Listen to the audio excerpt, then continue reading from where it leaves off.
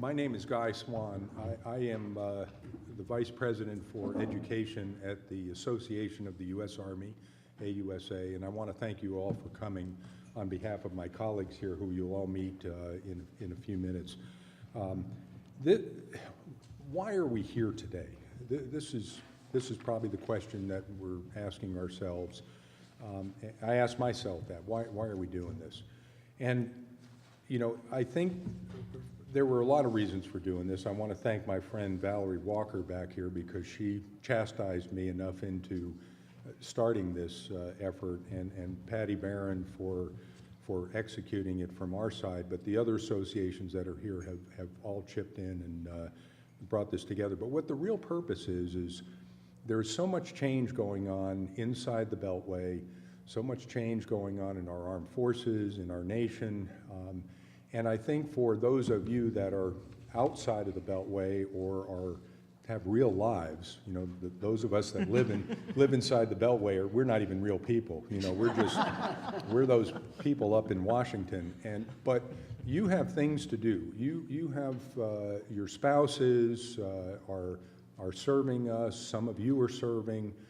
You're busy. You're busy doing the nation's work every day, and you ought to be proud of that. We thank you for that. But you're not thinking about this stuff you're seeing in the papers about sequestration and pay raises and family programs and TRICARE and COLAs. You get bits and pieces of that every day, and I would suspect from what I hear from people that one, it's confusing, two, it's very unnerving and uncertain. And I think what our goal here today is to try to take some of the Beltway mumbo jumbo and put it in terms that real people can understand. What is the real effect on a family? What is the real effect on a soldier, sailor, airman, Marine out there that's just trying to do the job, in some cases just survive, and they're counting on people other than themselves to take care of these issues. And so our purpose here today is to kind of frame this, take your questions. We live this every day. That is our job, is to live these issues every day, understand what's going on, and then try to convey to the members of our associations, to the general public, to members of Congress, how this is affecting each and every one of our constituents. So that's really why we're here today. I'm going to make just one remark here, and then others will fill in the blanks. But this notion of sequestration, I mean, you hear this term every day. You've heard the generals and admirals talking about this all the time. And I just want to give you a 30-second legislative lesson on why this is important. When the Congress passed the Budget Control Act back in 2011, it accounted for a reduction in the federal budget, and that translated into reductions in the Department of Defense that were well understood, agreed to by all the members of Congress, agreed to by the administration. However, the cuts in that bill did not go far enough into reducing our national debt, okay? There was still a delta there of about $1.2 trillion that was still needed to be found within our spending in the federal budget, domestically and in defense. So there was, the law said we've got to find a way to reduce another $1.2 trillion. So they put together this group that you remember that was called the Super Committee. Remember the Super Committee? And there was great fanfare about the Super Committee. What are they doing behind closed doors? What are they doing?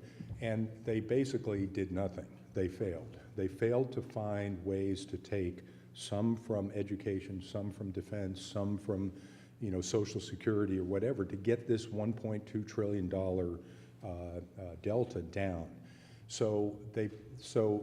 Because there was a potential for that to fail, the law included a doomsday clause that we know as sequestration. If you guys fail to figure out how to make these cuts, then we're just going to do it automatically. And we're going to do it in a way that 50% of the cuts will come from domestic spending, roads, highways, schools, and 50% will come from the defense budget. That way you could get the Tea Party guys who don't like food stamps to vote for it, and you could get the left wing to vote for it because it cuts defense. Okay, so you got all these people to vote for this. But the dirty little secret, folks, I want you to understand it, and it'll be the thread throughout the rest of the day. Out of the entire federal budget every year, the defense portion of that budget that funds all of us here, veterans, retirement, all of that, is only 17% of that federal budget each year. 50% from domestic, 50% from defense, 50% of 17%. That's why this has hurt us so much. Okay, that's why these cuts have hurt the Defense Department so deeply. All services, I represent the Army, and the Army has taken understandably larger cuts, but I don't see my Navy friends all that happy about what's going on, or the Air Force or the other guys. But 50% of 17%. Keep that in your mind, 50% of 17%. So when we get into pay cuts, when we get into TRICARE fees, and we get into commissaries and all of those things, those are symptoms of a deeper disease, which is sequestration. And our association and others have taken this on as that's our target. And a number of the association leaders will be up on the Hill in the coming days testifying about this issue. 50% of 17% is wrong. And, okay, that's what we're left with. And we're looking over our shoulder, and there's Mr. Putin doing his thing, and the North Korean guy, what's he going to do? They're dropping chlorine bombs on people in Syria, and we're left with 50% of 17% to defend the nation, to do everything else. And that really is the crux of why we're here. And each of these experts is going to take on a piece of this and tell you how it's affecting each of these discrete areas. So yes, ask questions about pay raises, ask questions about the commissary, please do that. But remember, we wouldn't be in this boat if we didn't have this thing called sequestration. And it really affects you and me more than your mom and dad, folks back home. Sequestration, they don't know what it means. It hasn't affected the domestic side of the country. The only time I saw it affect anybody was remember when the air traffic controllers weren't being funded and everybody was, apoplectic over the air traffic controller. That got fixed quickly. But turn on the TV and there's Admiral Greenert and General Amos and General Welsh up there crying about this thing called sequestration. And the general public doesn't feel it. They don't feel it. They don't understand terms like readiness. What does readiness mean to mom and dad back? They don't know what readiness is. But when you tell them we can't do the mission, that's going to get people's attention, and that's where we're going. So, and it's the last point, and I'll get off the stage here because these guys will cover it more in detail. We in the armed forces, or associated with the armed forces, have this very difficult balance about having high-quality people in an all-volunteer force and making sure they're cared for, their families are cared for, and then having a force that can fight when asked to go. That's important. So when we're starting to, wring our hands over whether we get 1% or 1.8%, that's important to maintain that high-quality force that we have depended on. But that 0.8% might mean whether you have 11 carrier battle groups or 10 carrier battle groups, or a certain number of brigade combat teams or fighter jets. And so this is the dilemma that we put our nation's military leaders in. We call it a Hobson's choice, where you're having to choose between taking care of your people and fighting and winning the nation's wars. So this is tough stuff, and the Congress is not helping us. The Congress is not helping us. They put this doomsday thing in there, albeit for the right reasons, but it also gave them cover to say, it's in the law, General, I can't do anything about it. It's in the law, what do you want me to do? It's the law of the land. Fix it, fix it. you can fix it. But we get the shoulder shrug every time we go up to the hill on this stuff, and it's really, really disconcerting. But we want you to understand it and take this back to your family members, to people in your organizations. Let them know what's going on, and let them know that there are organizations like these up there fighting every day to make sure that we can fight and we have quality people to do the fighting, okay? So that's my opening speech. I didn't want to get into too much detail. 50% of 17%, it's wrong, and that's what's causing it. Okay, who's up? Jim? Well, good morning, everyone. I'm Jim Knotts, and I have the pleasure of leading Operation Homefront. Our focus as an organization is emergency financial assistance for our military families. We also do some transitional housing, some permanent housing, a lot of morale programs in a lot of locations around the country. I'm kind of unique, and that's why I'm going to introduce our panelists here. And the Operation Homefront doesn't go over on the Hill and fight for these issues, but we work very interactively with the organizations represented here today and many others who do go, and they're the people, as General Swan described, when you're counting on those other people to know the details of these issues and to fight for you in Congress to make sure that the right things are funded and we're taking care of our troops, we're ready to do the mission, and we're also taking care of the families. So I am going to briefly just tell you who's up here, and we're going to get started with the panelists. Before I do, I have two administrative things. I'll just tell you there is wireless access in the room here. You should see it as one of the Marriott networks, and the password is AUSA 2014. It should be all lowercase. And for those of you who might be tweeting about the session today, we do ask you to use the hashtag AUSAFamily. So with that, I'm going to do a brief introduction to tell you kind of what we're going to do with the panel here. We have obviously four panelists. We have Bill Loper, the Director of Government Affairs from the Association of the United States Army. Second will be Anthony Wallis, the Director of Legislation and Government Affairs from the Association of the United States Navy. Eileen Huck, the Deputy Director of Government Affairs from the National Military Family Association. And finally, Kristine Robbins from the Air Force Association, Director of Government Relations. So Mr. Loper is going to start off talking about sequestration in a little more detail. Now, I'll tell you what, I know that most of you are really concerned about very specific things that are affecting your lives, and that's where your focus should be.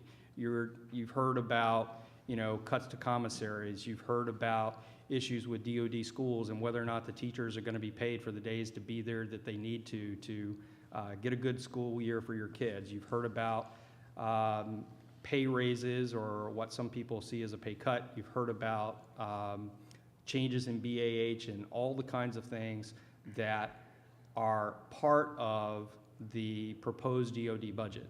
Okay, so what we're going to do is talk to you about how those specific items fit into the bigger picture of that DoD budget process, our federal budget process, because that really is where a lot of these issues stem from. So Mr. Loper is going to talk about sequestration. Mr. Wallis is going to talk about the president's budget and issues that specifically are related to families. Ms. Huck is going to talk about the commissary and potentially some other family issues, but that's a pretty deep one right there, just the commissaries. And then Ms. Robbins is going to talk about proposed changes to TRICARE. She's our cleanup hitter today, and we've probably given her the hardest topic. So feel free to ask questions as we go along. Each of our panelists is going to talk for about 10 to 15 minutes, and I'll be the official timekeeper. But we will have a session specifically for Q&A afterwards. You have cards in front of you if you want to write your questions there. That's the easiest way for me to be able to take those questions and get them to our panelists a little bit later. Or we'll have a couple of microphones if we need them when we get to that point. And finally, before we get started, I would just say that in sessions like this, a lot of times people want to ask questions about their very specific family situation, and we want to be sensitive to privacy and those kinds of things. So if you ask a question and it starts going down in a direction where we think we need an expert to sit down and talk to you in more detail about your situation and then get you to the right organization or organizations that can help. If you could please stand up real quick. This is Patty Barron from the Association of United States Army. I'm going to refer you over to Patty, and she'll do just that. She'll talk to you about your situation and make sure that we can get you in touch with a subject matter expert that can help with those very personal family situations. Okay? So first up is Mr. Loper. And Bill, you can come up here, or you can just use that microphone, either way. Well, Bill Loper, Director of Government Affairs for AUSA. And I have to tell you, I'm a little bit embarrassed because when Patty first mentioned this to me, I pictured 4 or 5 people in comfy chairs, milk, Oreos. I thought, well, after we decide whether we're going to dunk them or twist them and eat the inside first, then we'll have a nice little conversation. And so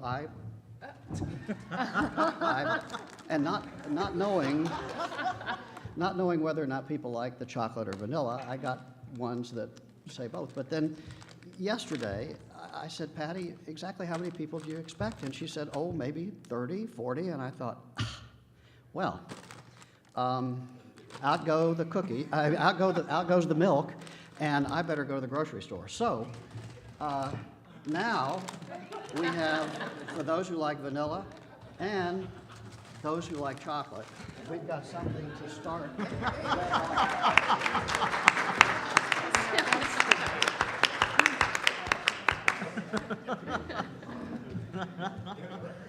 Oh, I bet he's interested. Anthony, you get to follow. I know, right? Yeah. Thanks, Bill. What did you bring? These people do not sing for their cookies, unfortunately. So, anyway, before I start on my topic, I just want to say that this panel is actually a microcosm of the people that advocate for you in Washington, D.C. AUSA, AFA, AUSN, and NMFA are part of a group of 33 like-minded organizations that are called the Military Coalition. And they band together and advocate on the Hill for military-related issues. Individually, some of them are not very big, but together, the 33 organizations include 5 million members. Oh, there we go. And on Capitol Hill, numbers like that count. So this is what you're seeing here. It's a joint effort, and we work together for all of you.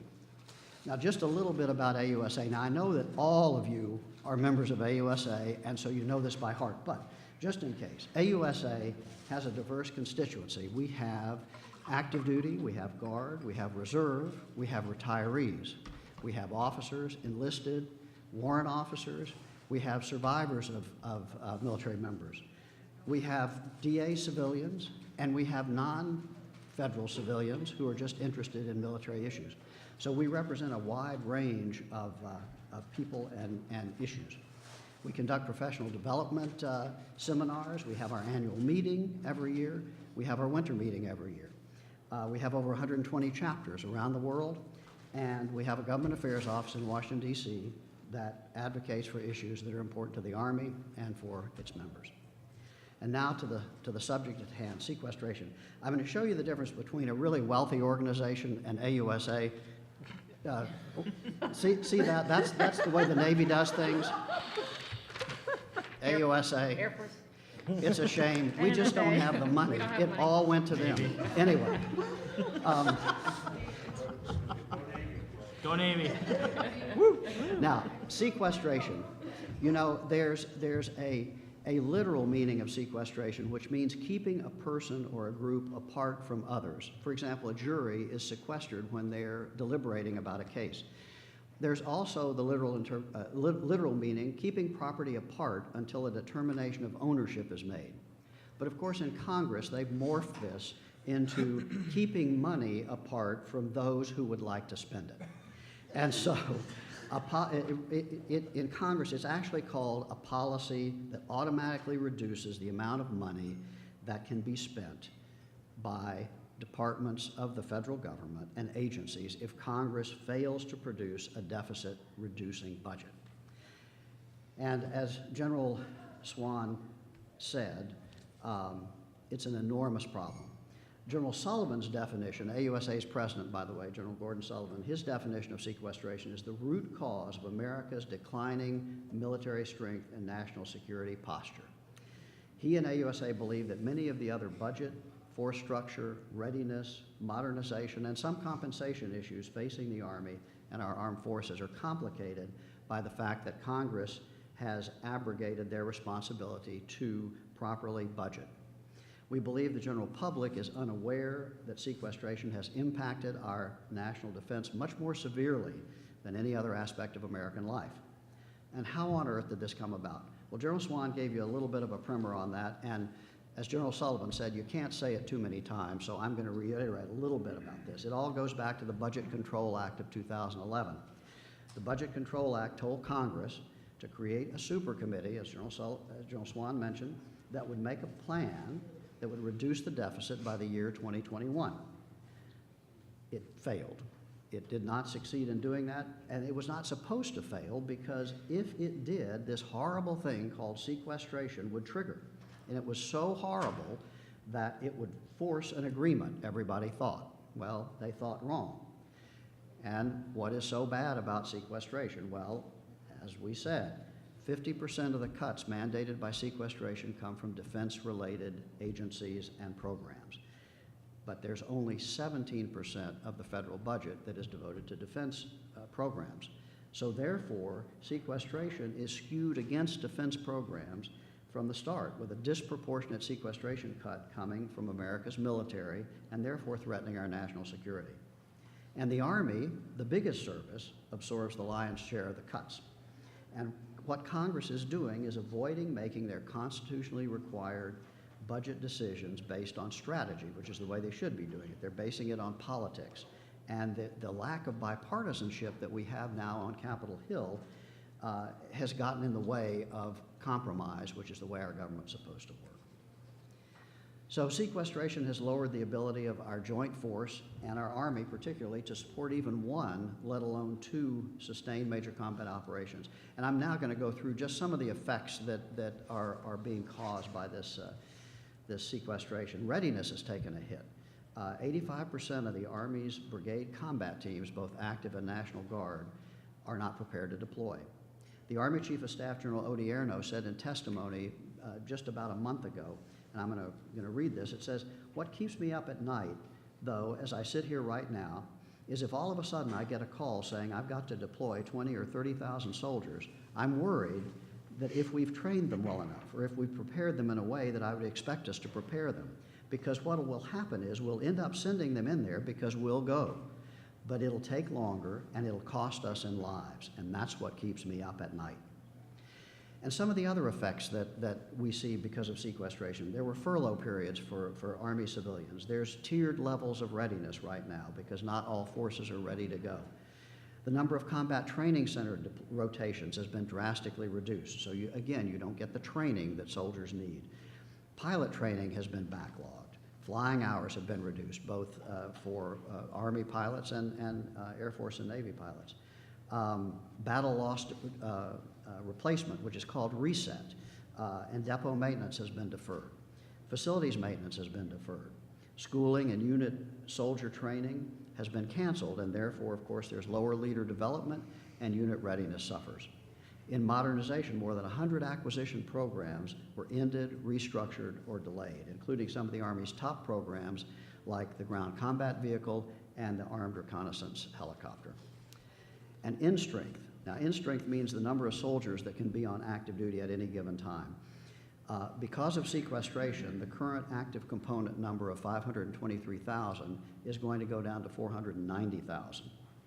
The National Guard numbers, which are currently 355,300, is going to go down to 335,000.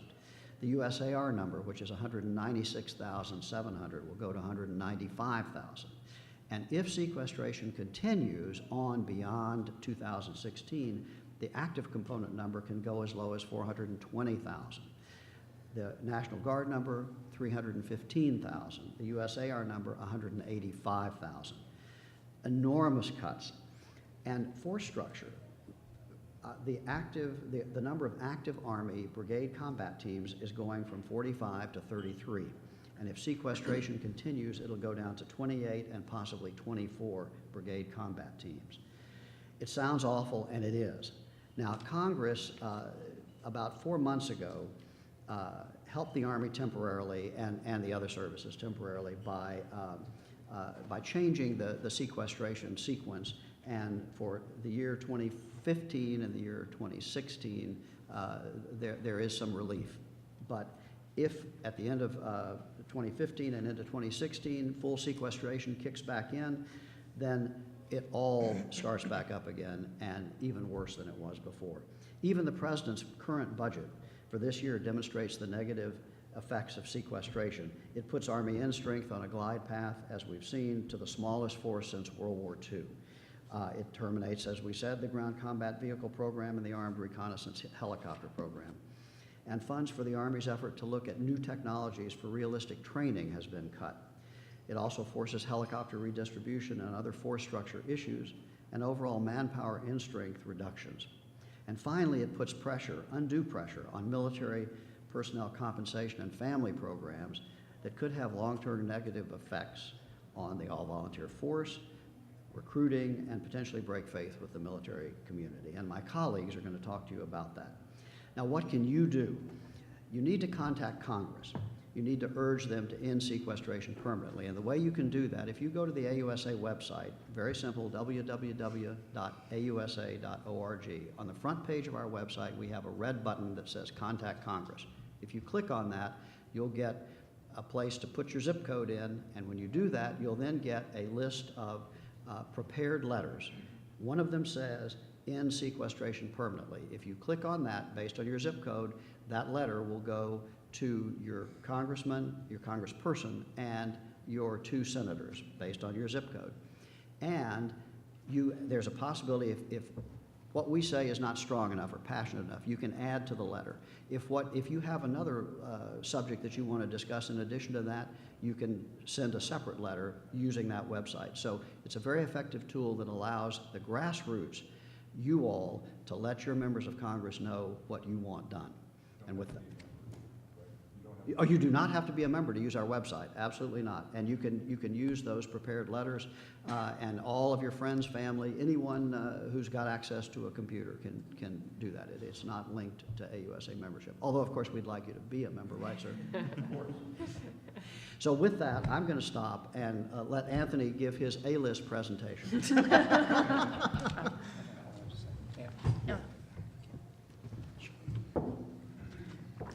Well, first of all, thanks, Bill, for that.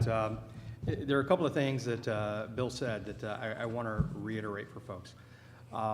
The way this process is supposed to work is our military leaders, they look at the threats around the world that our country has to face, be prepared to counteract. And they put together a strategy, and that strategy says to be able to be ready at any time to take on these kinds of missions. We need this many people, we need this kind of equipment, and we need this kind of training. Okay, and then the president submits his budget that funds all of that. Congress is the part of our government that is responsible for the money. So they have to look at all the requirements that are asked of the country from the Department of Defense and all the other federal departments, and they make the decisions as to who gets what money based on the overall needs of the country in lots of different ways. With sequestration, that is not happening. They are basically saying, we don't agree, and we have been unable or unwilling to compromise to actually pass a budget that says you can have this and no more. And that's what sequestration does. But the impact of that is they're now pushing that choice back onto our senior military leaders to choose between spending money on people, having enough people to do the job whenever the job comes up, on equipment, having enough equipment, having equipment that is maintained, that has gas in it, that has spare parts whenever something breaks, having equipment that can get the job done, or training. Okay, now how many times have we seen an interview with a soldier, a sailor, an airman, or a Marine, and they said, you know, when I got in this situation, my training took over and it was automatic. Well, as family members, you're worried about commissaries, you're worried about schools, and you're worried about other things, but I would submit to you, we're all worried just as much that our loved ones are being put in harm's way, not prepared to fight the good fight. And that's the situation we're in because of sequestration. So with that, we're going to talk about the president's budget and more of the issues on families, but just keep in mind the overall framework for a lot of these issues and why they're coming up in the first place. Okay. Thanks. Thanks, Jim. Wow, tough act to follow. He brought Oreos. So maybe if I would have brought milk, that probably would have complemented it pretty well. But if I would have put milk in my car, I think it would have been pretty smelly by the time I got down here. So basically, the president's, I'll give you the short AUSN elevator speech. We are the largest advocacy association for the United States Navy. And what that means is we're the largest one that lobbies Congress for military personnel benefits, compensation, as well as active duty equipment needs and training. So we are really the one-stop shop when it comes to everything and anything Navy. We are Voice for America Sailors, and we always put people first. So people is where our military starts with, our volunteer force. And next we look at the equipment needs and the readiness so that our people are trained to do the mission that they are asked to do. The President's budget request for FY15 is directly reflective of the sequestration problem. We have seen the last couple budget cycles make dramatic cuts to the President's budget. So I'm going to go over the President's budget request for FY15, and we'll talk about some of the things that impact the military family, and we'll feel free to write down questions, and we'll address those questions at the end of all of the presenters. So the President's budget request came in this year in March 4th, and it asked for a total of $495.6 billion, but that was about $31 billion less than the FY14 budget levels. So you can already see they're dramatically starting to cut things slowly but surely each fiscal year compared to the previous fiscal year. So it's getting worse and worse and worse as each budget submission comes through. Today we'll be talking about a whole bunch of things: TRICARE proposals within the FY15 President's budget, commissary proposals within the budget, basic allowance for housing, military pay rates, and I'm going to talk a little bit about the Navy equipment impact on the military family, how the readiness of our Navy and the impact that having cuts on procurement and weapons platforms has upon the military family as well. Now, I do have a disclaimer.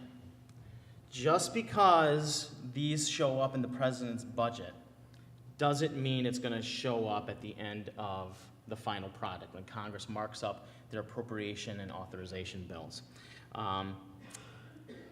Let me give a little bit of background of appropriation and authorization bills. So authorization bills come out of the Armed Services Committees of the House and Senate, and those bills are what changes existing code, existing law, and then the appropriations committees of the House and Senate actually fund those changes and find the funding for those changes. So it's a two-pronged process that Congress uses. They get the budget, the authorization committee takes a look at it, changes the language, then the appropriations committee is supposed to find the money and fund those changes. So that's just the whole process in a nutshell.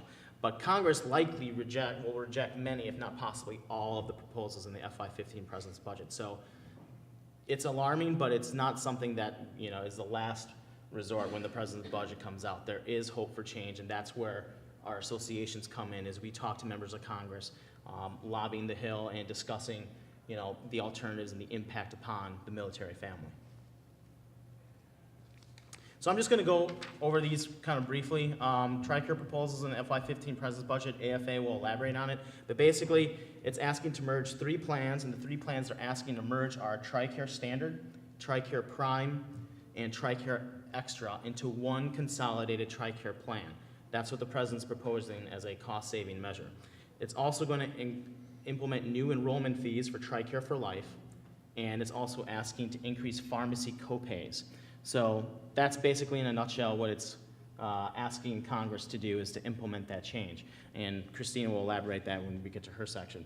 As far as commissaries are concerned, and NMFA will elaborate on that, it's basically asking that Congress approve lowering commissary subsidies, resulting in a roughly 20% price spike at the commissaries across the country. Commissary funding would be slashed to just over $400 million over the next 3 years. So basic allowance for housing proposals in the FY15 PB. The basics, it's reducing basic allowance for housing by about an overall 6% reduction. BAH under DOD's proposal would cover only about 95% of estimated rental costs, with troops paying the other 5% out of pocket. Pentagon has says it wants to slow the growth. That's its soundbite for defending a lot of these changes. So keep that in mind, that that's what DOD is always saying, is they're saying we need to slow the growth. But we'll get to that in a bit and just see how bad the growth really is. The monthly BAH check provided to about 1 million service members will be cut further by eliminating the stipend for renter's insurance that for years has been a key component in calculating BAH. Now, pay raise is something that you've seen a lot in the papers, and it's a very big concern, especially with every single military family across the community. The FY15 President's budget request asks for a pay raise to be just 1%. This is the lowest pay raise in the military since 1963. Pay raise in FY14 was also 1%. So the President's asking to do it the same way as he did it last year. Last year, the President cited he had executive authority to reduce military pay raise. He cited Section 1009 of Title 37, saying that he had authorization as Commander-in-Chief to reduce military pay raise. Last year, Congress was mum on the issue and thus deferred to current law. But what is current law? Current law is that in the FY04 National Defense Authorization Act, military organizations such as AUSN and others within the military coalition advocated that pay raise should match the bare minimum as the private sector.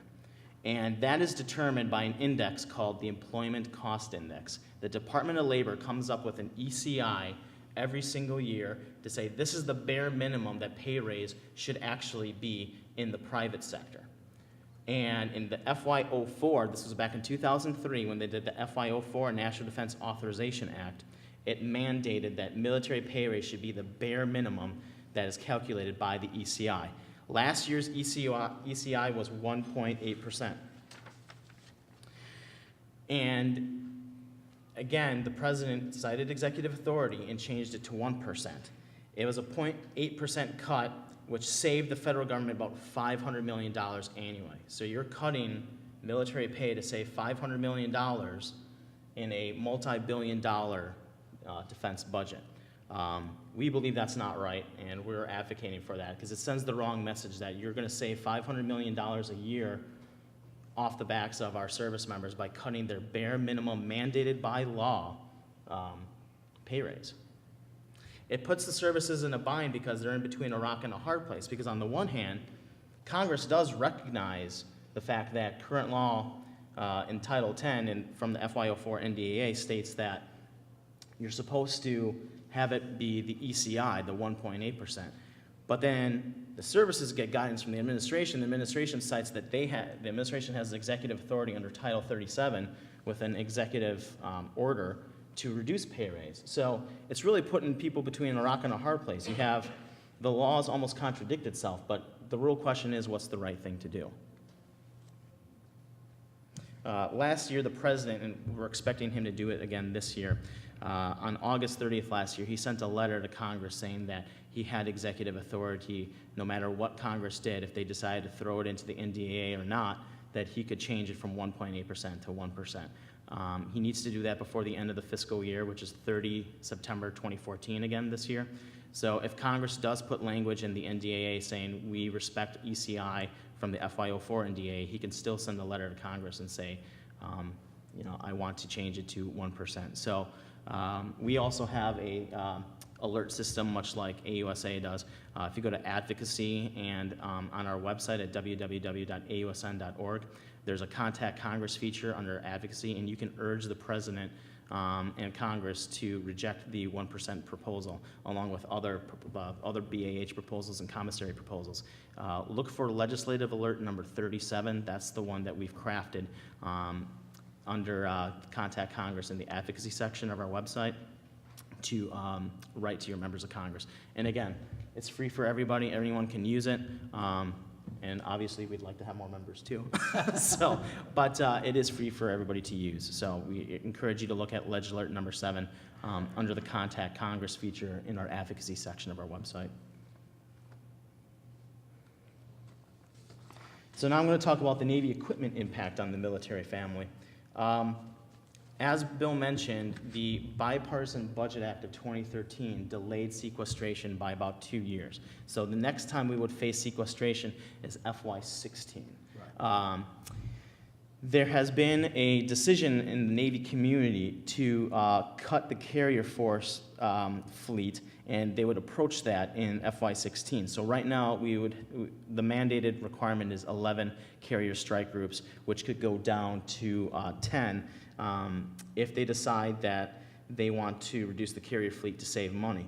The impact is upon the ship, the USS George Washington, CVN 73. The Navy has decided to delay the decision on refueling and complex overhaul for that ship. We've seen this before with the RCOH issues in January 2013 with the USS Abraham Lincoln. The delay in RCOH, which is the regular maintenance that the carriers are supposed to get, causes extended deployments for other carrier strike groups, which means longer periods of time away from their families that these sailors are being asked to do. When you reduce the amount of carrier strike groups, you're really asking sailors to be deployed a lot longer than they originally intended. So this is the equipment impact that sequestration is having, is it's delaying the refueling and complex overhaul for carriers, and we could potentially see in FY16 the Navy say we're not going to do RCOH for the USS George Washington, we're going to early retire the ship and reduce our carrier fleet presence down to a 10. And given the delays with the new USS Ford-class aircraft carrier, that would mean we could even be further delayed and have a carrier strike group fleet of only 9 carriers. So that would even put more stress upon the other carrier strike groups to be deployed longer and have longer time away from their families. So where are we with the authorization and appropriation bills? Well, it's early in the budget season, and we're starting to gear up with markups starting next week. The subcommittees of the House Armed Services Committee will start marking up their National Defense Authorization Act, and then the full committee will be on 7 May 2014.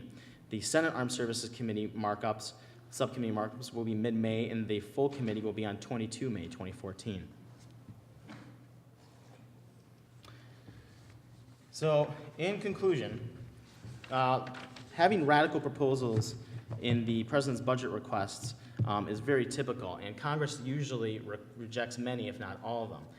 The pay raise may stay at 1%, only because the President has done it before and he will cite executive authority, unless we put pressure on the President to say, respect current law and allow and tell Congress, put the provision that says we respect 1.8% into the National Defense Authorization Act. You'll hear a lot about military compensation benefits consuming 50 to 80% of DoD's budget, according to DoD officials, and that's why they're proposing these things, but that in actuality is way beyond what is really happening. In actuality, according to numerous think tanks, such as the Center for Strategic and Budgetary Assessments, it's closer to 1/3 or even 30% of the defense budget, and it's been that way for close to 30 years. So DoD is largely exaggerating when they say that military compensation and benefits will consume 50 to 80% of DoD's budget if they don't make these changes. And a lot of that is sequestration driven. And you have to wonder if we would even be having this conversation if sequestration were even in place. There is a commission that was established, the Military Compensation and Retirement Modernization Commission, that was established in the FY13 NDAA, that said that they were to look at the current system and modernize the current system. But the question is, why is DOD proposing this if this commission hasn't done its work? The commission is supposed to come up with its report in early 2015. We're supposed to have a preliminary report next month from the commission. So DOD is proposing a lot of this stuff when they've already are cooperating with this commission that's investigating the current system. So it makes more sense to wait for the commission to come up with its findings rather than to just ask Congress to institute these. So is the current system that military families rely on truly broken? That's the real question. Is it working? Is it not working? Is it something that needs to be fixed? And that's what this commission is looking into. And in the meantime, it doesn't make sense to make cuts to military families until we get a thorough study of the issue in itself, and that's what this commission is established to do. Questions? And we'll wait till all the panelists have presented. And that's it. So thank you, and I'll turn it back over to Jim. Well, thanks, Anthony, and we're going to go straight to Eileen Huck at Air Force Association. Nope, NMFA. Sorry. National Military Family Association. And you're going to talk about commissaries. Yes. So I'm just going to sit here, if that's okay. I don't have a PowerPoint, and I don't have Oreos, so I apologize on both counts. But I am super excited to be here with all of you today and with this great panel to talk about these very important issues. And as Jim said, I am here with the National Military Family Association. I know Nina and Patty know the National Military Family Association. Has anyone else heard of our association? Oh, yeah, yay! So you all know that we are the leading national nonprofit advocating on behalf of military families. And we work on behalf of military families from all 7 uniformed services, all ranks and components, so that's currently serving, Guard and Reserve, retired, as well as wounded service members, their families, caregivers, and survivors. We offer a lot of wonderful programs. Many of you may have heard of our Operation Purple Camp programs for military kids and families. We offer spouse scholarship programs to encourage help and support military spouses as they pursue their careers and finish their educations. But at our heart, we are all about advocating for and fighting for military families. And that is how we came into being. We were founded 45 years ago by a group of military wives who were concerned about one of their friends who had recently been widowed, and she was destitute. There were no programs back then to support military family members who had lost their service member. And those women, they knew that was wrong, that the nation had owed these families some support because they had served and sacrificed as well. And so these women, back in 1969, they went to Capitol Hill and they talked to members of Congress and they worked, and ultimately what we now know as the Survivor Benefit Plan was passed, and that was our first legislative achievement.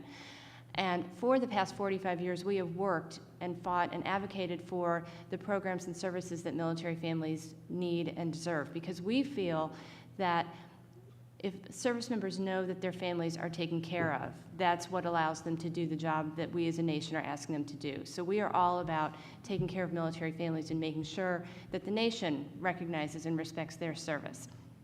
So we have also recognized the disastrous impact that sequestration is having on our national defense. And actually, in a lot of ways, we were at the forefront of that issue. Last fall, we had a Storm the Hill event, where we took pictures and stories that military families had sent to us about how their communities were being affected by the furloughs and the cuts and the commissary closures that we all experienced last summer. We compiled those pictures and stories into a book that we took to Capitol Hill and we delivered to every member of Congress, just to let them know that this is having an effect now on military families and will continue to have an effect on military families. And we have continuously and repeatedly asked Congress to end sequestration. So we do recognize that that is a serious, significant issue. But having said that, we recognize that the Pentagon budget planners were put in a very, very difficult situation, but the choices they did make, as reflected in the budget proposal that Anthony talked about, will have, if they're enacted into law, they will have a significant negative impact on military family paychecks, their take-home pay. And we think that it's important to recognize that and to let you know that and to let Congress know how those choices in the President's budget proposal would have a real-life impact on military families. Anthony talked a little bit about the caps on the pay increase, the reductions in BAH. Kristine's going to talk about the plans for a consolidated TRICARE program, and all of those are going to cost military families money. But the biggest single impact on military families' take-home pay would be the proposed cut to the commissary funding. That takes money immediately out of your wallet, right, if you lose the savings that you get at the commissary, but cutting the commissary funding potentially has long-term impacts on MWR programs as well, so I'll get to that in a minute. So, but I have to ask a question first. I'm an active duty Navy spouse, so I know the commissary real well. And who here loves going to the commissary? You see, I think that's awesome. I do not love going to the commissary all the time. Because, you know what, I have to drive to the base. I live up in Northern Virginia. I have to drive to Fort Belvoir. And when I lived here, I had to drive all the way to NOB. It's always crowded. It's just, it's not that convenient. But I do, who goes to the commissary? Yes, I'll raise my hand. I go to the commissary, and the reason is because of the savings. The Defense Commissary Agency has done studies, and they show that military families who shop at the commissary save an average of 30% over stores out in town, and that is true even if you include big box stores like Walmart and Costco. Never mind Safeway or my Publix that I loved back in Jacksonville. So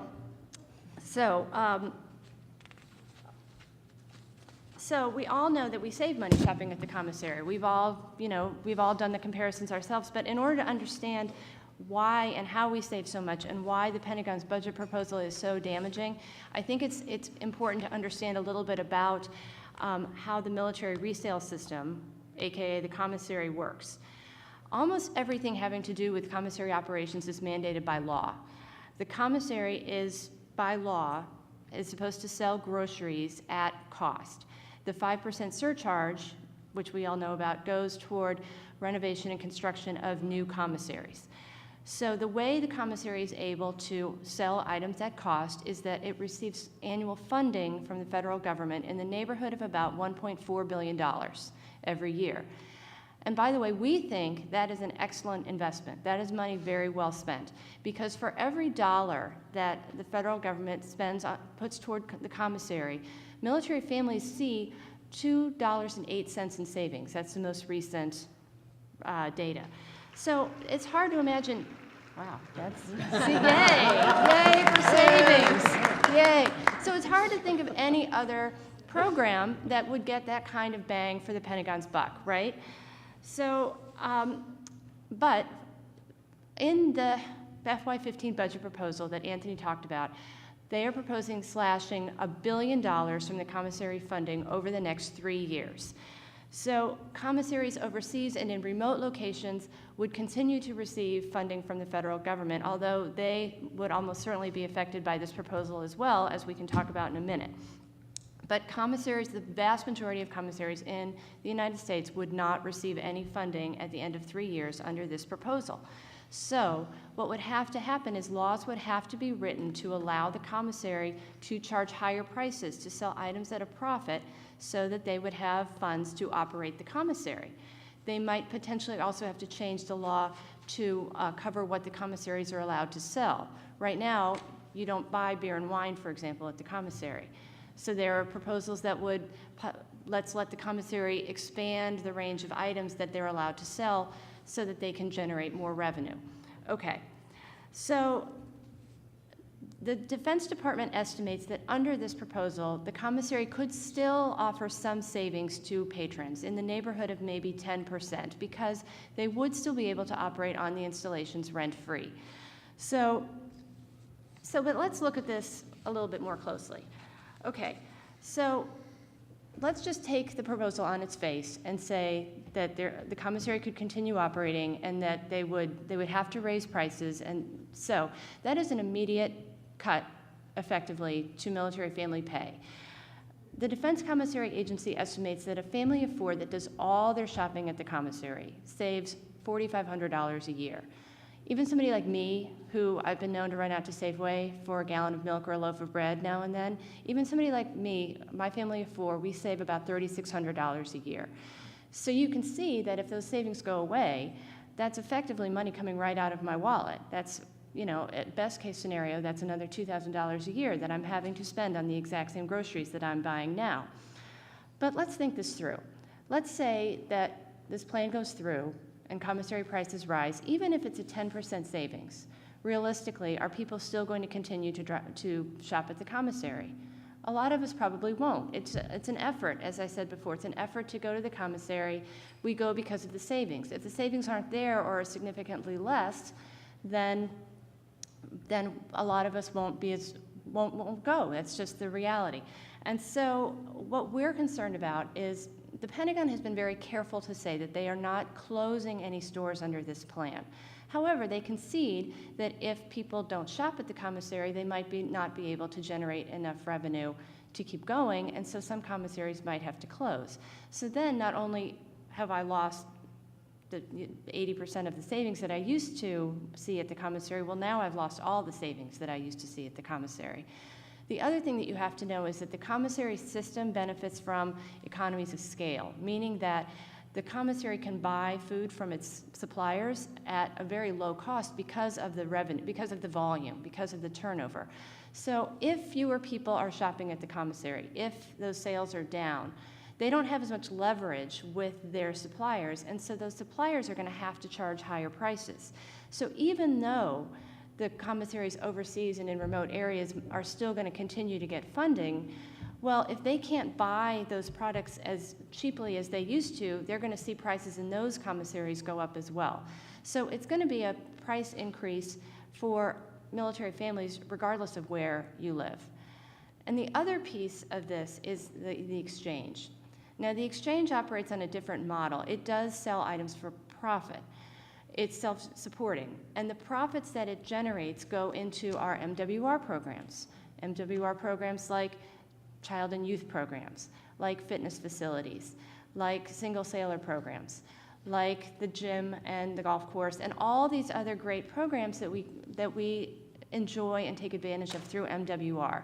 So part of our concern also is, okay, so if people are not going to the base to shop at the commissary, a lot of the sales of the exchange are also likely to go down because studies show that a lot of the traffic to the exchange is driven by people who are going to the commissary. So people don't go to the commissary, they don't go to the exchange.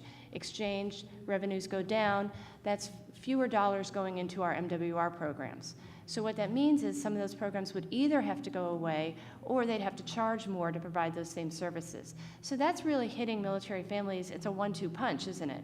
You've already lost your commissary savings, and now perhaps potentially you're looking at either paying more or losing altogether some of the great services on the installation that we're able to get through MWR.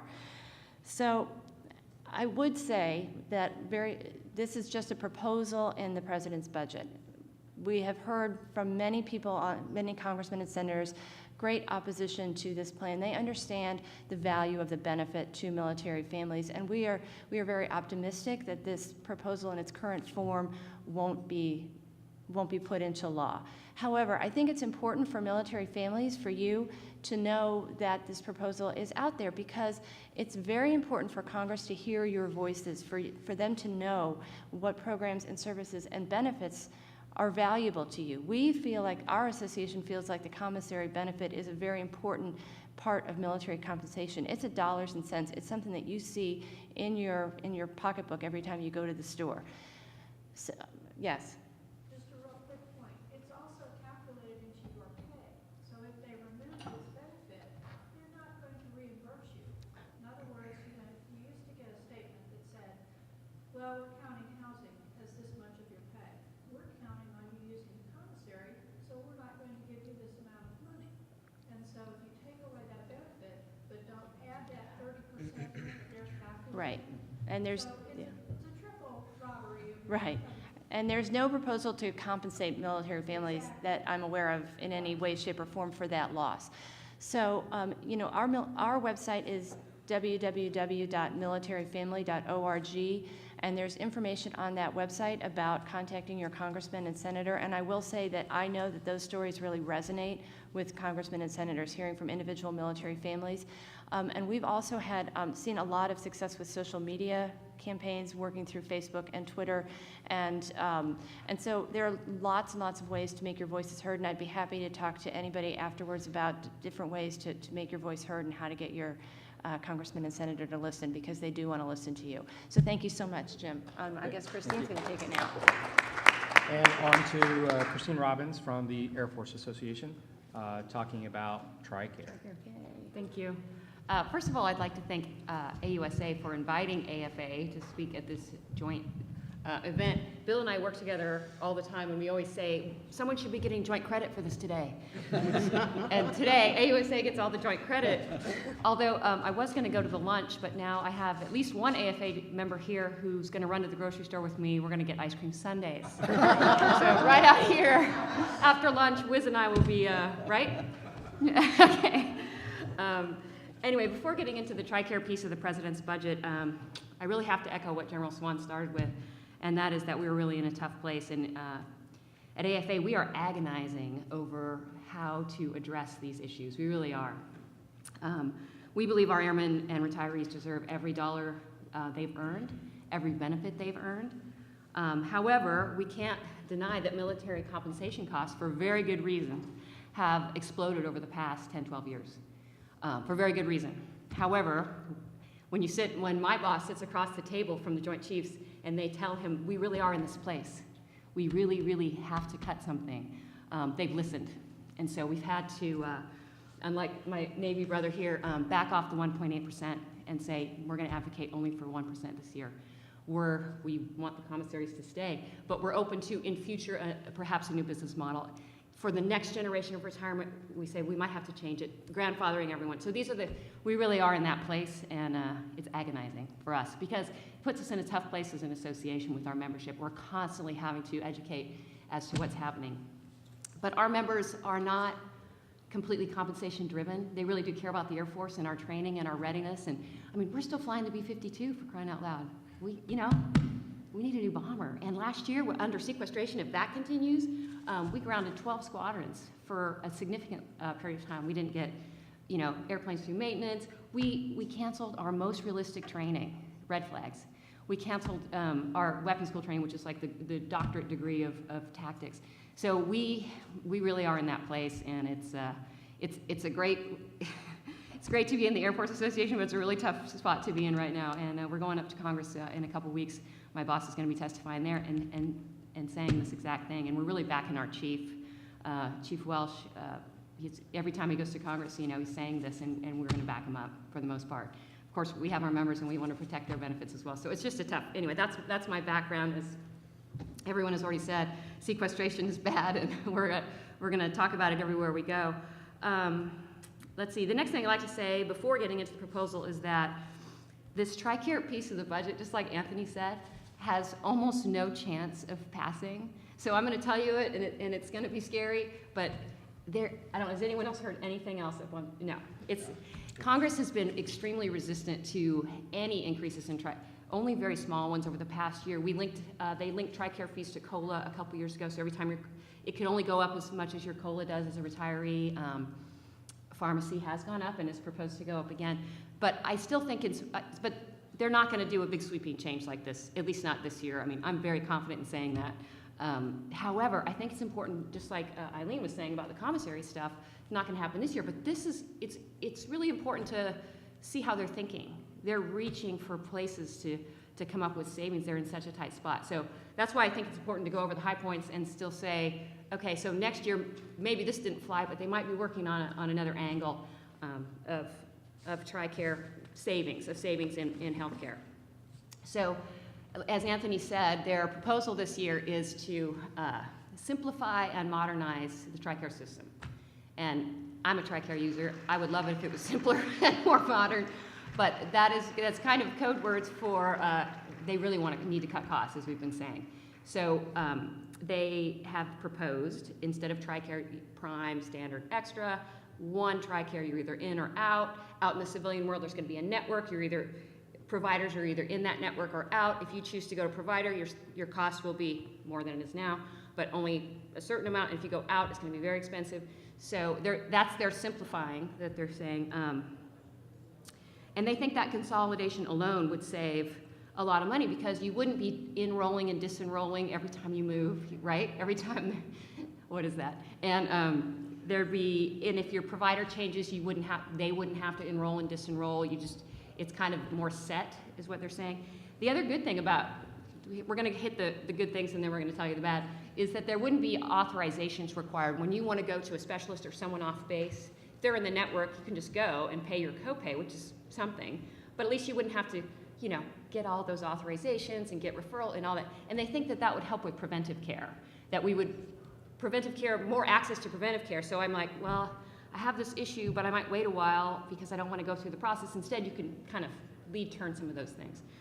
And that's really all the benefit. They sell that as greater choice and greater flexibility, but it's going to cost more money. And this is the sticking point is, so now we all know the priority, well, maybe we don't, but the priorities on base, right, is active duty, and nothing will change with that. No one's proposing that active duty pay anything for their health care. On base, they're the #1 priority. Off base, it's taken care of if you needed to do that. So that's not going to change. But under this proposal, families of active duty would have to pay if they went off base than when they're paying now. And at the on-base facilities now, the priority is active duty families with prime, retirees and their families with prime, and then we start going down the list. Well, under the new proposal, it would be active duty, and then everyone else in the same tier. So that may be a little more competition if you wanted to go on base where you wouldn't have to pay. So that might bother you, and you might go, you know what, I'd rather pay more and go off base, but you will be paying more. And it's not a lot in the initial proposal, but we know how those things can snowball pretty quickly. Let's see. So the other thing, retirees. This is really a sticking point for our members. Retirees would have to pay a copay even to go on base. So that's a hard one. So we can't. That's one reason Congress just isn't going to go for this. There's just no way on this year anyway. So families would pay more off base. Everyone would pay more off base because you pay a copay that is greater than what you would pay now if you go through the authorizations. Retirees would have to pay even on base. And the third thing is TRICARE for Life is our program for over 65 Medicare eligible. Breaking news. Over 65 Medicare eligible, there would be a new enrollment fee for that. And initially, not that much, but those are the kinds of things they can raise every year once you get that started. So, why do this? Well, it's the savings, as we said. And I've pulled numbers from a few different sources, and they're all dependent on how you do the math, but they're talking it would save $10.8 billion between now and 2025, just this change. $9.3 billion if you just went to 2019, and $800 million just in the next year. So it's a huge savings, which I've already said, I've stepped out on a limb and said they're not going to get. So where are they going to get this? This is the president's proposal. Oh, actually, we're not going to give you that part. Where's that money going to come from? And then I go back to the budget crunch and sequestration and readiness and flying hours and the mission. And so that's where we're at. We're concerned about that mission and our folks being ready and able and trained and equipped to do the mission. So those are the high points. Active duty families pay more away from the military treatment facilities. Retirees would have to pay even on base. TRICARE for Lifers, enrollment fee, and where are you going to get that savings if we don't do this? So anyway, that's it. I'll just tell you, in recent conversations with the senior leadership of the Department of Defense, they talked about a lot of these proposed cuts and everything, and you heard about the one proposal that would save $500 million. That's $500 million. They gave some information, some examples really of what does $1 billion buy within the Department of Defense. And I think that's important to understand. Some of the associations, have to take different positions on some of these things, and that's just how they have to operate. But in discussing these issues with our senior military leaders, our uniformed leaders, I will tell you that they are not happy about having to make these cuts. They've already said, here's what we need. but this is the reality of the decision they're having to make because of sequestration. So $1 billion that they're not going to use in a subsidy to the commissary, what does that buy you? And here are a couple of examples. 12 F-16 squadrons for the Air Force. That's operation costs for the entire squadron for a year. 8 KC-135 tankers. A carrier strike group for half of a year. 1,000 Marine Corps guards for a decade. 3 infantry combat teams, brigade combat teams for a year. 20 National Training Center rotations, which is the capstone training event for Army units that are working up for their combat readiness. So 20 NTC rotations for a year. And a third of our nuclear triad, which is our entire ICBM fleet. It's equivalent to 5 Joint Strike Fighters, 2 LCS ships, 50 Black Hawk helicopters, or 10,000 active duty troops. So when they're looking at having enough people to perform the mission, having the equipment that they need to deliver the mission, having the training to use that equipment in combat, these are the costs. And that's why they're looking at some of these. And so I'll ask the first question. I'm not sure if anyone on the panel here will be able to answer this, but we've talked about commissary, and the opinion has been stated that that's probably dead on arrival when it gets to Congress.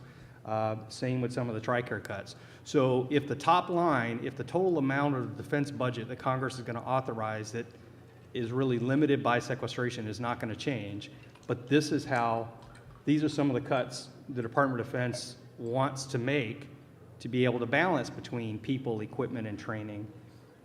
These pieces are going to be dead on arrival in Congress. Where's the money going to come from? Any of our panelists want to take that one? No. Who wants to start? You're first. Oh, okay. Well, I'll let Eileen comment on some of the commissary stuff, but looking at it holistically, since I kind of covered it in a broader budget spectrum, you know, it's really about, I mean, again, this is no easy decision. I think the service chiefs are stuck in a bind because they are told by law we have to implement sequestration. So there's no easy solution. I can only speak on behalf of AUSN. What position we have taken is looking at, I mean, we're a people-first organization. And we understand that, and I'm not saying that we don't advocate for equipment, because I do. I'm on the Hill talking about LCS. They want to cut the LCS from a buy of 52 ships down to 32 ships. And that's something that we're defending pretty hard, because the CNO has always said, I want a fleet of 306 ships. He's at about 285. If you cut the buy of the LCS from 52 ships, which is the current model that we've been operating in for the past almost 10 years, if you cut that buy, you are taking a huge capability away from the fleet. Not only are you taking a capability away from the fleet that the LCS provides, but you're also driving the cost per ship up. So when you make these equipment cuts, you're actually making things more expensive in the long term. So whatever short-term savings you're finding through cutting ships or cutting planes or whatever, you're going to make up for it. You're going to really regret making that decision in the long term, because the cost per ship, almost like when you go to Costco, if you buy in bulk, it's cheaper. It's the same thing with procurement of weapon systems. So, you know, these are the tough choices we're going to make. That being said, you know, we've always been, you know, sailors first, and then, you know, let's protect our sailors, you know, because if you don't have the sailors, you don't have the ships, you don't have the planes. It starts with the people being able to sign up as an all-volunteer for this force, so that you can train them, so that they can fly those ships, fly those planes, or steer those ships. So our priority has always been people. Now, I'm not saying that there are certain areas where we cannot, you know, look at. AUSN, AFA, and AUSA have all worked together with this Military Compensation Retirement Modernization Commission. And so has NMFA. I mean, we've been asked to testify in a group. I think you were probably asked with some other military coalition partners, but us three have been before the commission together as a group, and I know NMFA has separately, but we've said that as far as what our sailors were told they were going to receive, we need to honor those commitments that were made. Now, there are certain areas that's not in the president's budget request that we think that there is some flexibility, one of the things being retirement. As long as you grandfather those that were told this, you can come up with a new retirement system, and we have pushed for the commission to look at retirement. DOD actually sent a white paper about 5 or 6 days after the president's budget came out saying, we're not going to touch retirement this year, but we want to look at some possible options for changing the current retirement system. And yesterday I was at a roundtable where retirement was discussed, and we said if you grandfather the people that signed up, and you do a change, let's say on 1 January 2015 for a new type of retirement system, the savings would be astronomical. You could save a lot of money, but you'd also be modernizing a retirement system that has been in place since like the all-volunteer force in the 1970s.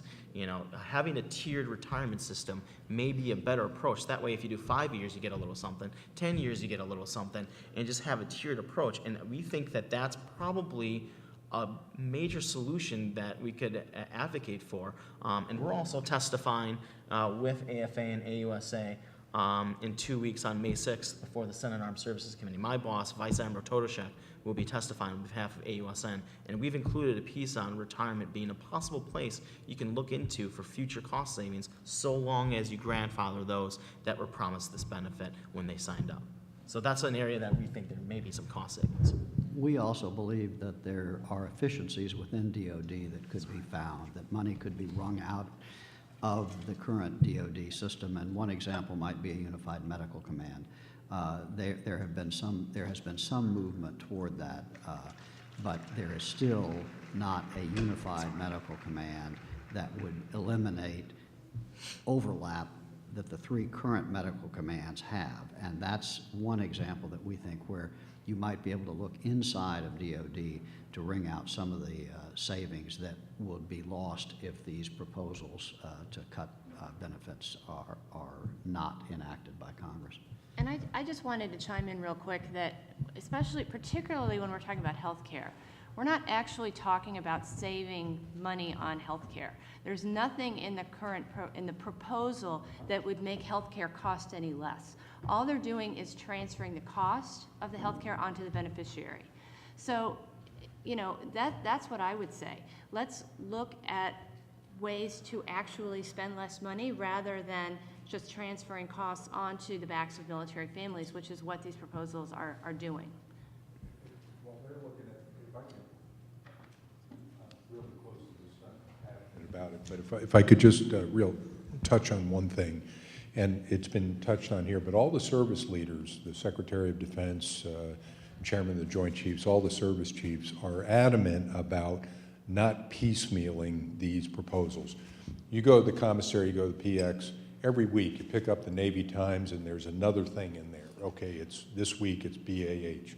Go next week and it's 1.8%. Next week it's tuition assistance is being cut. And I think as all of us and our families feel like we're being piecemealed here. And like Valerie said, all of this adds up to a net pay cut. And so all of the service leaders said, we can't do this. If you're going to make changes, then make them one time and make them more or less permanent so that the families have some certainty. You don't even know what your budget's going to be or what your income's going to be next year because you don't know where these cuts are. How do you plan for your family? So that's one of the things that we're advocating for, all of us, is to make sure we do these things thoughtfully and do them in a package and then stick with it. Don't keep changing the rules and don't make it a moving target as we go forward. But as Bill said and others have said, there are a lot of efficiencies in the department that have not been taken yet. And all of us agree that you better look at these things first before you go after the pocketbook of the service member, or the health of the all-volunteer force is not going to be there when we need it. That's the bottom line. Anybody else want to guess where that money's going to come from? I do have a couple of questions here, and these are really tough questions. Obviously, these are tough impacts on our families. The first question directed at Mr. Loper, do you have an idea which fiscal year the personnel reductions are estimated to affect? Is it only fiscal year 15, which starts October 1st of this year, or is it more? Well, the numbers that I was talking about, the going down to 490,000 will occur by the end of 2015. So that would, of the fiscal year 2015. So that would be by September 30th of 2015. And then if we have to go down to 450,000 or 420,000, that would occur in the out years by 2019. So that would ramp down over the following 4 fiscal years. And that would only happen if we are not able to eliminate sequestration or in some way mitigate it, as has been done in these last 2 years. But as things stand right now, the active component in strength will go down to 490,000 by the end of 2015. And right now we're at about 500 and, General Swan, 520, about 520. So that's another 30,000 that we would lose in the next 15 months or so. Okay. And then That's right. It was originally supposed to be by the end of 2017. correct. And then what And happened the was chief asked for, because of the need for money by the fact of not having to pay that many additional soldiers, the fact that he needed that money, he asked for authority to ramp down more quickly, and that's how that happened. So many of these things are not like out in the future, whatever. They've been bumped up, not arbitrarily, but they've been bumped up based on need by senior leadership. So a lot of these things, the timing may grow shorter as the dollars grow more scarce due to sequestration overall, rather than picking onesies and twosies. You're exactly right, and I'll tell you, the way I look at this, because I'm a little bit simplistic when it comes to all this budget stuff, right, is this is bad on top of bad, okay? For the last 3 years, there has been a drawdown plan that was the law of the land passed, and the services have already been reducing the number of people, okay? The sequestration cuts are above and beyond that. So it's a double whammy, if you would, with the reductions in personnel, not only because of the drawdown as we wind down the conflicts in Iraq and Afghanistan, but then the sequestration cuts on top of that for the number of people we have in uniform.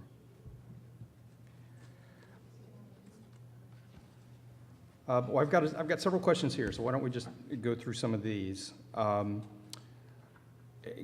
For Eileen, can you clarify about the budgets for the commissaries, AFES, and NEXCOM?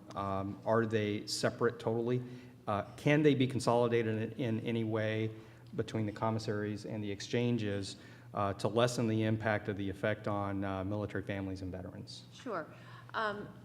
Right now, they're 2 totally separate organizations. The Defense Commissary Agency operates the commissary, and the exchanges are a separate entity. There have been suggestions that you could merge the 2.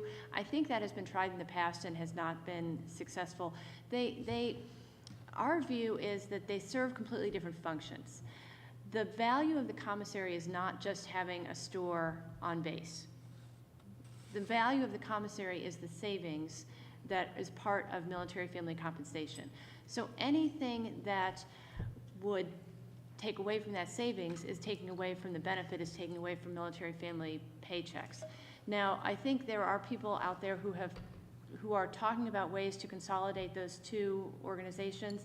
I don't think there's any way to do that and still maintain the savings that families are seeing right now, but that is a very good question. They are separated, but they're connected just because of the fact that commissary shoppers then shop at the exchange and drives that revenue. So I hope that was clear.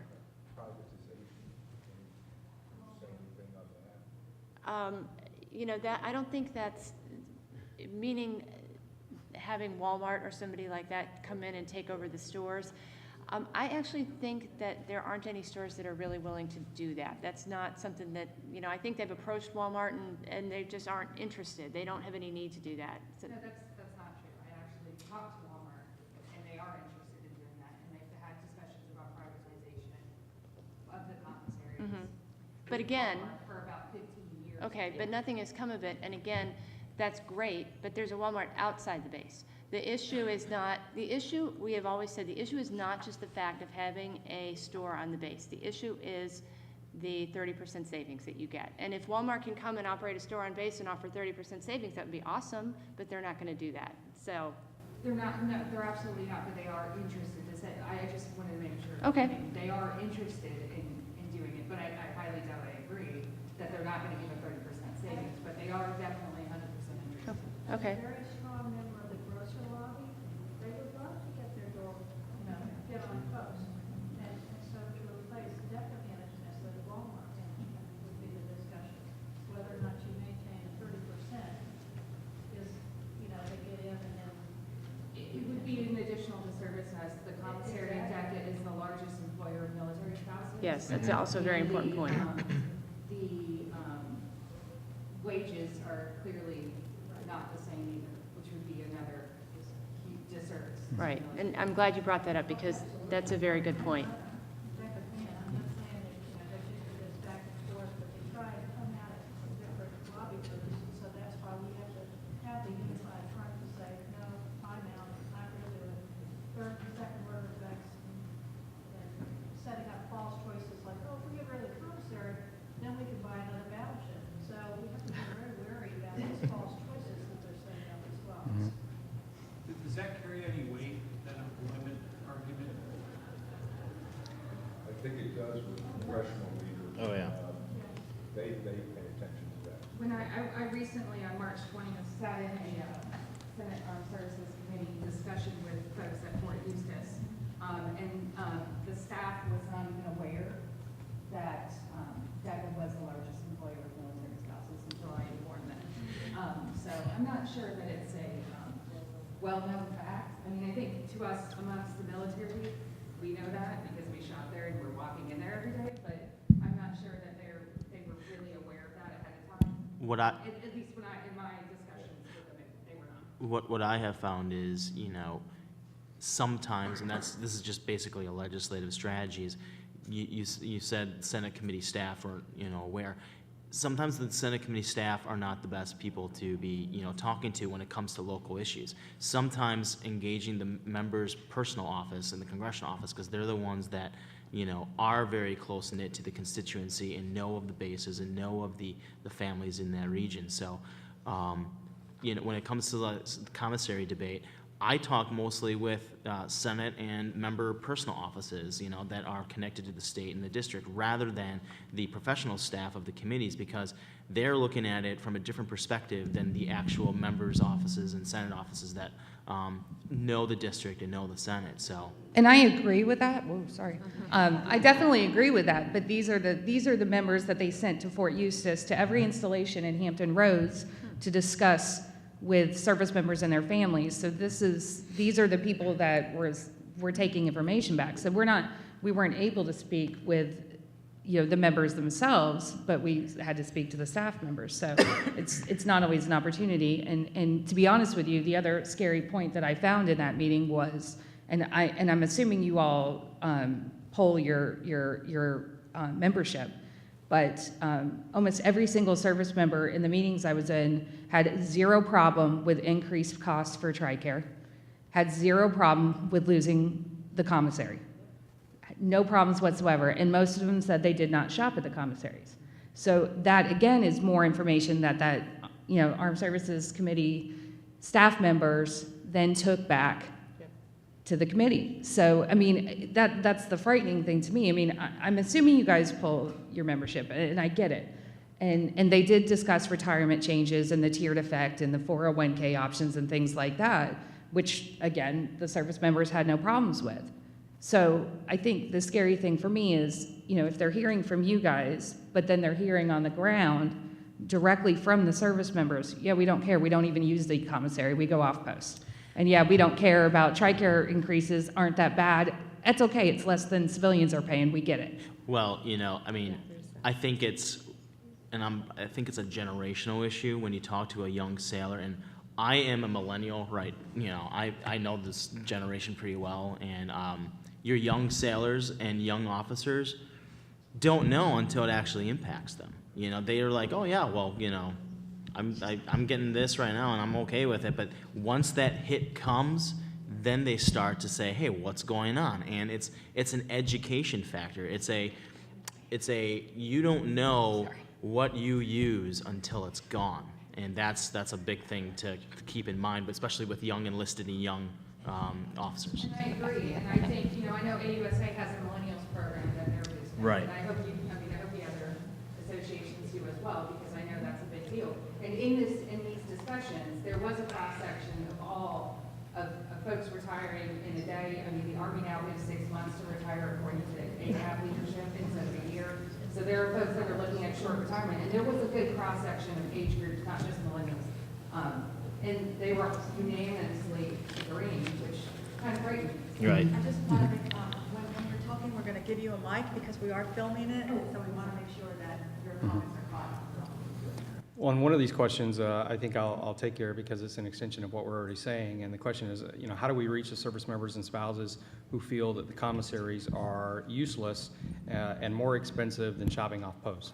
And I think the answer is it's incumbent upon all of us as we learn more about this and how these impacts will affect all of us, that we need to talk to our colleagues, we need to talk to the other military families, spouses, service members, all that. You know, we're part of that education process as well. We need to let them know what some of the impacts likely are going to be, because as Anthony said, these are pretty big changes, and once a change like this happens, it may be too late. We didn't address the changes in BAH much today, but one question is, will BAH changes be automatic for everyone or put in place as people PCS to new locations? Anybody want to take that one? Go ahead. Go ahead, Eileen. You would keep your BAH until you PCS. So that's included. So yeah, whatever you're getting now, you would keep, and then if you move to a new location, you would get the BAH in that location, which would have been reduced gradually to reflect 95% of housing costs versus 100%. This is actually, sorry, okay. Hey, Go ahead and take questionnaire. Jackie Williams. I'm the Fort Polk Spouse of the Year. I don't live up here. I wish I lived up here in the Hampton Roads area, because I would have more than one super Walmart, and I would have more than one local teeny tiny mom and pop grocer to go to, and 5 fast food restaurants and 3 mom and pop restaurants to go to. So I think sometimes when you guys talk about some of this stuff, it's folks who get to go straight up to the gate and there's everything in front of them. I know at Fort Polk, Tuesday morning when the commissary's restocked, that place is sold out by Tuesday afternoon. It looks like a hurricane comes through there every time. We love our commissary. Walmart loves us too, because by Wednesday they have to restock, because whatever we couldn't get Tuesday, we're getting Wednesday there, and so are the mom and pop restaurants. When you talk about the rotations being cut, we have JRTC at Fort Polk. It's terrifying to know that my husband may not be needed there anymore, which means when they're reducing that force, we only promoted 69% of our promotable captains this year to major for FY15. That's terrifying to know that, yeah, he may have a job for 6 more years, but not really, because they could cut him again. So it's very terrifying to know that there may not be another job for him after this. But my big question is, being at Fort Polk, I don't even think we have an urgent care outside our gate. We do have the local hospital. But when my child has to go see a pediatric specialist besides just your everyday pediatrician, I drive over 2 hours to go see them. That's my referral. And so I want to know, is TRICARE going to cut my compensation for that because I have to squeeze in there throwing a kid on the school bus, driving 2 hours north to either Shreveport or down south to Lafayette or over even to Texas to go see that specialist, and then skedaddle all the way back home because I have to get my other kid off the bus because my husband's out in rotation, hopefully doing one of those rotations. Are they going to comp me driving back and forth? Because I've considered getting a helicopter, but they won't cover that. But there are times where they have said, okay, we'll put you up overnight because this is a long appointment, there's lots of labs that have to be done, or we're having to send you all the way to New Orleans, which is 4.5 hours away. But the fact that some of this stuff is going to be cut, am I going to start paying out of pocket because the Army decided they needed my husband there, but my child has a need, but it's not a big enough need not to send us there. So now I'm traveling out of pocket for that and knowing that all this other stuff's being cut. How do I decide between what's important? You know, my child's health and being able to do that and being able to get my groceries out of savings and being able to put my children in those CYS activities. What's going to happen with that all? Great points. The points. answer is, we're not really sure. Yeah, that's right. I mean, you're being put in a situation where you have to make, unconscionable choices. And in my conversations with our senior military leaders, they feel they are in the same exact situation as you.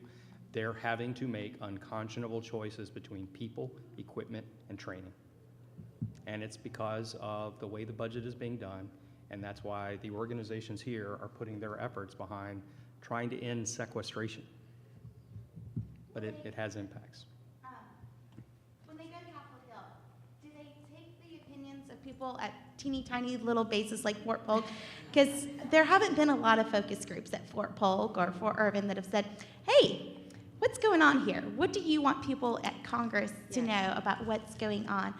Because we have random things pop up here and there. Part of the problem is that information doesn't get passed around at Fort Polk. And I don't know if you've ever been there. They have tiny yard signs that they put in the grass at intersections. I like to call them traffic problem causers because I slow down enough just to read all 700 words on this little board, and I'm like, I can't read that. I'm going to run someone over to know what's going on. But I wonder, because I've heard, people sit in Hampton Roads, and people sit in this area and that area, but what about us little people at little posts out in the middle of nowhere that are not considered remote, though it feels remote? Well, Like, who takes our opinions to DC? well, AUSN's membership is about 70% retiree and veteran, and the rest is active duty. And we have a member services department where people can just come in and have a lot of their questions answered. We have a very well-trained, two member services folks very well-trained on these issues.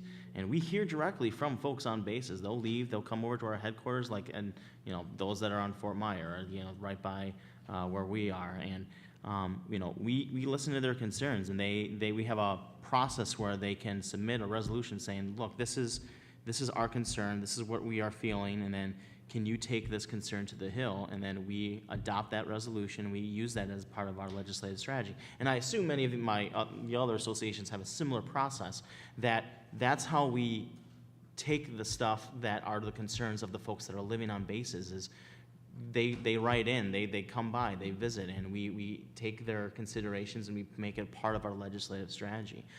So we are listening.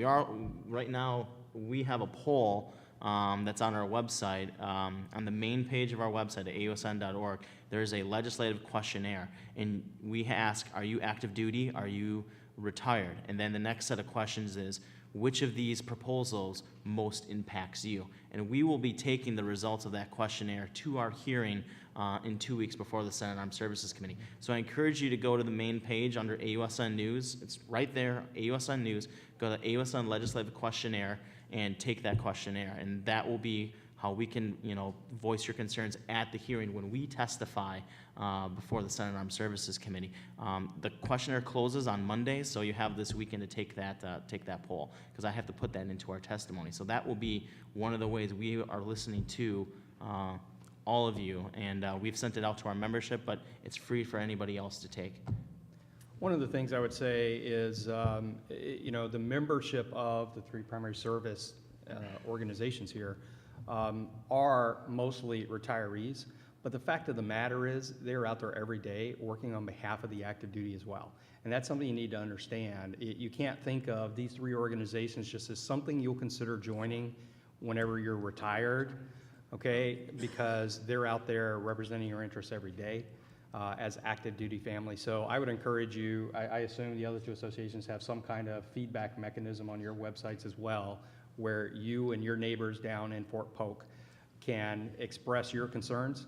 And I would encourage you to encourage them to do that because these folks are carrying that water every day. And if I could just jump in real quick, our association, we are, our board of governors and many of our staff people are military family members, and we have a network of volunteers at installations all over the country and all around the world who are active duty family members or retired family members who are constantly letting us know about what's going on at installations all over the place. But I will say that most of us at our association, we're military spouses. We've been there.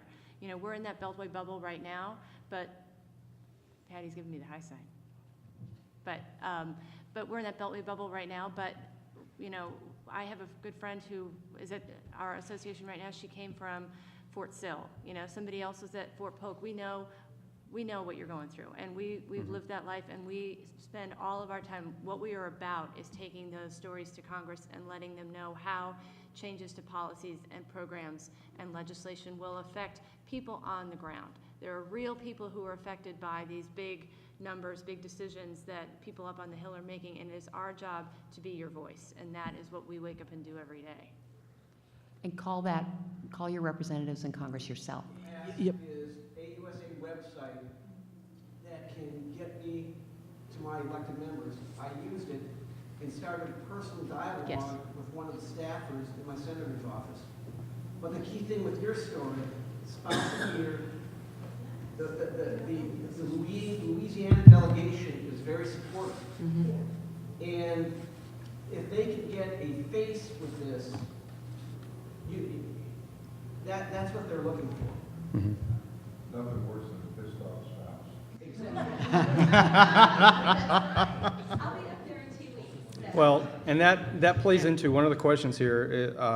It's as much a comment as a question, and it reads, the DoD can't sneeze without Hampton Roads catching a cold.